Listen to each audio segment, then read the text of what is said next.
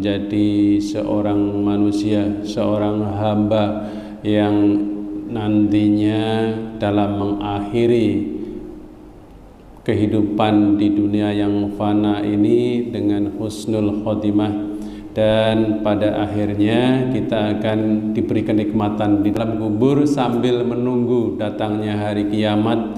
Dan setelah hari kiamat Allah akan hisab kita, akan hitung-hitung amal kita dengan mudah, gampang, dipercepat, tidak lama-lama, dan diberikan ampunan rahmat Allah dicurahkan di sana sehingga kita dimasukkan ke dalam surganya Allah Subhanahu wa taala, dan tentunya dijauhkan dari api neraka. Amin ya rabbal alamin.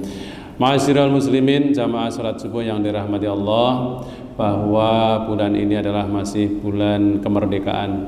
Bendera masih banyak, dan tanggal 17 Agustus nanti adalah kita memasuki peringatan kemerdekaan Republik Indonesia. Nah, saya ingin menyampaikan bahwa apa sebenarnya yang menjadi hakikat kemerdekaan di dalam agama Islam atau di dalam Al-Quran. Nah, kalau kita perhatikan bahwa kemerdekaan yang dimaksudkan yang 17 Agustus 1945 dicetuskan atau dideklarasikan, diproklamasikan, itu adalah pembebasan terhadap penjajahan apa? Penjajahan fisik, pembebasan terhadap bangsa lain yang menguasai bangsa yang tinggal di Nusantara, yaitu di Pulau Jawa, Kalimantan, di Papua juga, kemudian Sulawesi, di Maluku, dan kemudian Sumatera. Itu adalah bangsa-bangsa yang ada di sana pada waktu itu dijajah oleh beberapa bangsa tentunya, yaitu bangsa ada Belanda, ada Jepang juga, ada Perancis, Portugis di sana menjajah Indonesia. Itu adalah dalam rangka kita pembebasan terhadap penjajahan. Nah, jadi orang yang dijajah itu adalah senantiasa dia menjadi hamba bagi orang yang menjajahnya. Menjajahnya adalah orang yang berkuasa. Nah, ini terkait ini tentunya memang dalam kehidupan bermasyarakat kita memerlukan sebuah negara untuk melaksanakan kepentingan-kepentingan hidup kita, kepentingan kita di dalam memenuhi kebutuhan rohani maupun kebutuhan jasmaninya. Karena dengan tanpa kemerdekaan secara fisik tadi tentunya kita agak sulit untuk bisa menerapkan, menjalankan ibadah, kita mencari nafkah gitu ya, kita mau hidup dengan bebas dalam pengertian dengan aturan yang diterapkan oleh masyarakat maupun oleh negara maupun oleh Allah Subhanahu wa taala. Jadi dengan aturan-aturan yang diterapkan. Dari kemerdekaan atau kebebasan bukan berarti semuanya bebas sekehendak hatinya, tetapi tetap berada di dalam koridor-koridor yang sifatnya adalah kita terikat dengan aturan itu. Nah, itulah kemerdekaan yang dalam arti kita membebaskan dari pembebasan fisik. Ada juga kemerdekaan dalam pengertian budak, budak yang merdeka, manusia yang merdeka. Pada zaman sekarang barangkali secara legal, secara formal bahwa budak di dunia ini sudah dihapuskan. Itu sudah tidak ada karena memang sudah tidak diperbolehkan adanya perbudakan, dan itu ditunjukkan dengan apabila ada satu bangsa menjajah atau merendahkan atau menindas bangsa yang satunya, bangsa yang lainnya, maka baik itu HAM, hak asasi manusia, PBB, dan negara-negara yang lain juga cenderung untuk melawannya, untuk menghindarkannya, untuk menuntaskan kasus itu. Itu menunjukkan bahwa perbudakan di dunia ini sekarang sudah tidak ada lagi. Memang masih ada juga saya 1-2 kasus yang menyatakan bahwa dia masih memperbudak orang lain, dan ini adalah alami, tentunya alami. Dan kalau budak zaman dahulu, zaman jahiliyah itu adalah berbeda lagi, bahwa budak pada saat itu adalah memang dia diperlakukan sebagaimana barang, bukan seperti manusia gitu. Dan itu ditunjukkan di dalam Al-Quran bahwa bagaimana seorang wanita yang menjadi budak itu adalah perlakuannya berbeda dengan orang-orang yang wanita sebagai orang yang merdeka. Nah, apa sebenarnya hakikat merdeka atau kemerdekaan? Pada dasarnya pada setiap manusia adalah bagaimana kita membebaskan diri kita, menganulir sesuatu yang menjajah kita. Nah, sekarang ini kita bangsa Indonesia sudah merdeka, budak sudah tidak ada, namun kita masih banyak dijajah. Dijajah oleh apa? Oleh hawa nafsu. Dijajah oleh apa? Oleh setan. Dengan hawa nafsu kita ikuti, berarti kita menghambakan diri kepada perintahnya hawa nafsu, kepada perintahnya setan. Kita nggak sadar bahwa itu adalah satu kasus yang sering melanda pada diri kita. Mungkin belakangan ini ada satu kasus yang terkait dengan pembunuhan. Itu adalah tidak lepas dari pengaruh hawa nafsu, gitu. Keinginan hawa nafsu. Kalau tadi saat jalan dari rumah itu ada diceritakan ya tentang bagaimana kalau di Jawa ada masalah yang terkait dengan 3 ta. Nah, itu ada tahta, ada harta, ada wanita. Itu adalah yang mendominasi untuk dijadikan sebagai target pengikut orang yang ingin menghendaki hawa nafsunya sebagai Tuhannya, gitu. Jadi ingin menjalankan perintahnya dari hawa nafsu itu untuk mendapatkan harta, tahta, wanita, gitu. Jadi 3 hal ini yang mendominasi, makanya itu adalah yang sering kita jadikan. Kalau misalnya kasus orang korupsi, tentu di sana ada harta, gitu kan.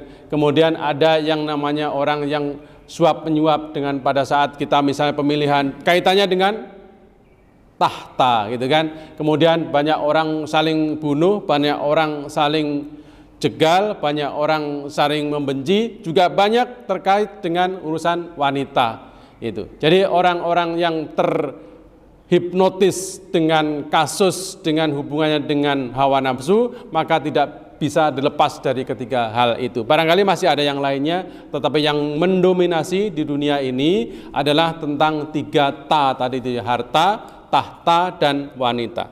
Nah, ini Allah berfirman di dalam surat Al-Jathiyah. Ya, ini Allah berfirman di dalam surat yang ke-23. Ya, ini saya bacakan. A'udzubillahi minasyaitonirrajim. Bismillahirrahmanirrahim. Afara'aita manittakhadha ilahahu hawah. Jadi pernahkah kamu melihat orang-orang yang menjadikan hawa nafsunya sebagai Tuhan, menjadi Tuhannya, gitu. Jadi pernahkah? Nah, tentunya kalau kita lihat banyak, gitu kan. Banyak orang-orang yang mempertuhankan hawa nafsunya. Dia disuruh membunuh, lakukan, gitu. Dia disuruh korupsi, lakukan, gitu ya. Ini banyak, disuruh menyuap, suap, gitu. Ini adalah orang-orang yang mengikuti hawa nafsunya. Ini hawa nafsu yang sering terjadi. Ada hawa nafsu sedikit lagi barangkali yang sering saya sampaikan juga tentang makan juga sama. Kalau kita makannya sudah kenyang tentunya berhenti, tapi karena makanannya enak tambah terus, itu adalah bagian juga. Mungkin dalam skala kecil orang yang makan terus gitu, maka itu adalah mengikuti hawa nafsunya karena keinginan hawa yang ada di dalam diri kita ingin makan terus. Harusnya bagaimana kita tahan misalnya sebelum kenyang atau pas kenyang tahan berhenti. Itu adalah dalam rangka kita mengendalikan hawa nafsu kita. Dan hawa nafsu yang banyak itu banyak sekali. Itu apakah itu harta, apakah tahta, wanita, itu adalah terkait dengan orang yang mempertuhankan dari hawa nafsunya itu sehingga dia dikendalikan oleh hawa nafsunya. Dan ini adalah orang-orang yang belum bebas. Dan yang semestinya kita ini adalah menjadi seorang hamba kepada Allah Subhanahu wa ta'ala, bukan kepada hawa nafsu, bukan kepada setan, bukan kepada tahta, bukan kepada jabatan, bukan kepada wanita maupun hartanya. Dan kita masih banyak yang dikendalikan oleh mereka itu.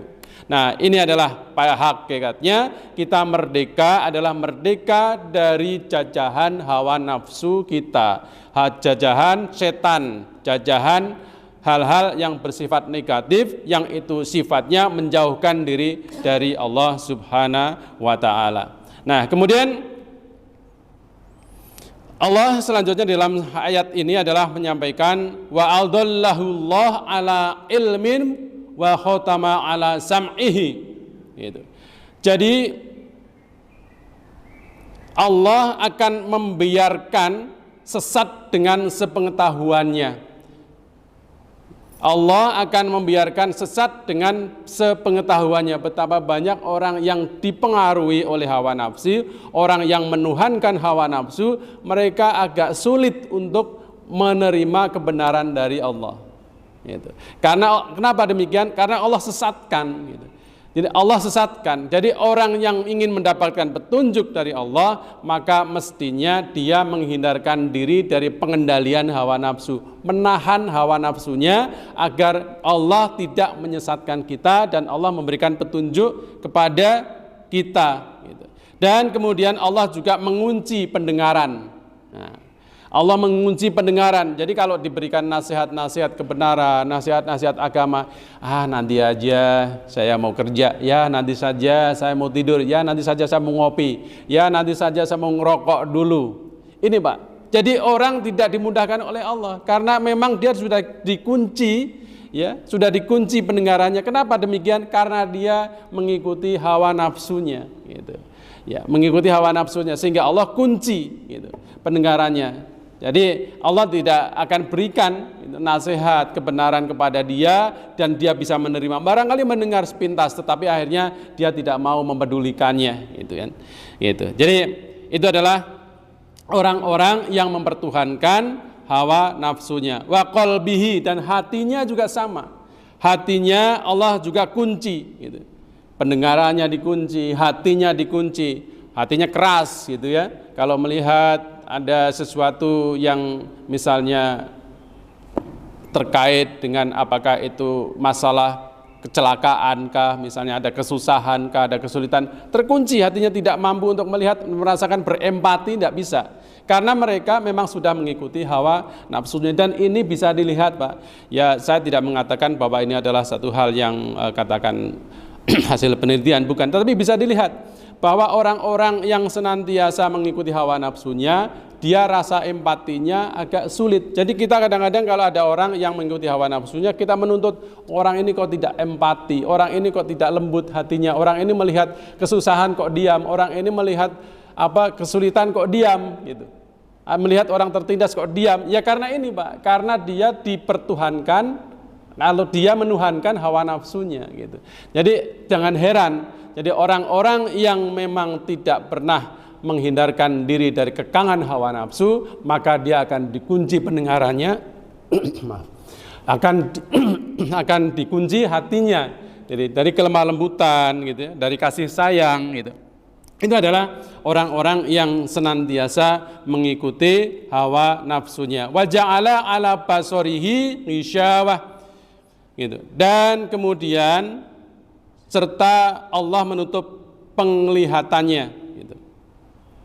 Jadi penglihatannya juga ditutup, tidak mampu Pak untuk melihat kebenaran, tidak mampu melihat tanda-tanda atau ayat-ayat Allah yang ada di dunia ini, tidak mampu. Banyak contoh ayat-ayat yang di muka bumi ini tidak mampu untuk mengambil pelajaran.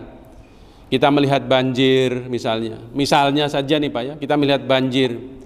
Ya udah, banjir kenapa? Ya karena ini kerusakan, ini ada tanggul yang jebol, karena ini ada sampah kan. Cukup sampai di situ. Tidak mau belajar kenapa ini bisa terjadi, apa kesalahan kita, apa kesalahan saya. Nah, kalau orang sudah bisa melihat masalah kemudian kita introspeksi ke dalam, kenapa saya, gitu. Misalnya ada musibah pada kita, kok beruntun gitu ya. Ini musibah misalnya hari ini apa, besok apa, lusa apa, terus gitu musibah turun, kita harus introspeksi kenapa kita, kenapa saya, gitu kan. Nah itu adalah yang penting agar kita tidak dikunci oleh Allah, gitu. Jadi kita melihat sesuatu yang ada di alam jagat raya ini, gitu kan, apakah itu lingkungan, tanaman, tumbuhan, dan kemudian kita melihat manusia, gitu. Itu adalah ayat atau tanda-tanda dari Allah Subhanahu wa ta'ala, sehingga kita bagaimana bisa menjadikan orang yang sadar, yang paham untuk membaca tanda-tanda zaman, tanda-tanda alam, gitu ya. Dan kemudian kalau kita perhatikan lagi ayat yang selanjutnya adalah wa may yahdihi mim ba'dillah, maka siapakah yang mampu memberikan petunjuk selain Allah. Nah, dia orang-orang yang tersesat tadi, orang-orang yang mengikuti hawa nafsu, maka dia akan tidak mampu lagi mendapatkan petunjuk, dan Allah tidak akan memberikan petunjuk. Kalau Allah sudah tidak memberikan petunjuk, siapa lagi? Nggak ada, Pak. Nggak ada orang yang akan bisa memberikan petunjuk dari Allah selain Allah Subhanahu wa taala gitu. Jadi itu adalah orang-orang yang mengikuti hawa nafsunya, orang-orang yang akan dikekang oleh hawa nafsunya, maka itu adalah orang-orang yang tidak bisa mendapatkan petunjuk dari Allah Subhanahu wa taala.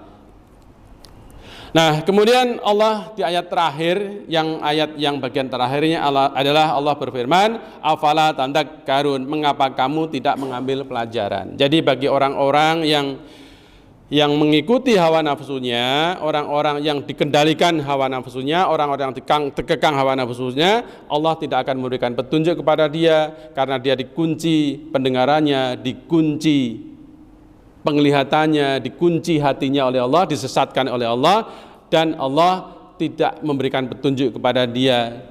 Kalau begitu siapa yang akan memberikan petunjuk? Nggak ada lagi, kecuali hanya Allah yang mampu untuk memberikan petunjuk. Tidak ada manusia yang bisa memberikan petunjuk tanpa seizin Allah Subhanahu wa taala. Dan kemudian pertanyaan Allah, kenapa kalian tidak mau berpikir? Kenapa kalian tidak mau mengambil pelajaran dari tentang kasus ini? Jadi inilah hakikat kemerdekaan yang sesungguhnya, bahwa kita sebagai hamba Allah, sebagai manusia, bagaimana kita membebaskan diri daripada hawa nafsu yang melekat, yang sering memerintah kita, mengendalikan kita gitu, sehingga seolah tanda kutip dia menjadi Tuhannya, karena dia mendapatkan perintah dari hawa nafsunya gitu. Nah, sementara Allah perintahkan kepada kita, kita hanya menjadi hamba. Allah bukan orang yang merdeka, karena kita taat kepada Allah, kita ikut pada aturan Allah, kita wajib untuk menjalankan apa yang diperintahkan oleh Allah, dan kita wajib meninggalkan apa yang dilarang oleh Allah. Itulah hakikat kemerdekaan yang sesungguhnya, yaitu hakikat kita sebagai hamba yang kita memiliki Tuhan dan menyembah dan ikut peraturan hanya kepada Allah Subhanahu wa taala. Subhanakallahumma bihamdika asyhadu an la ilaha illa anta astaghfiruka wa atubu ilaik. Billahi taufik wal hidayah. Wassalamualaikum warahmatullahi wabarakatuh.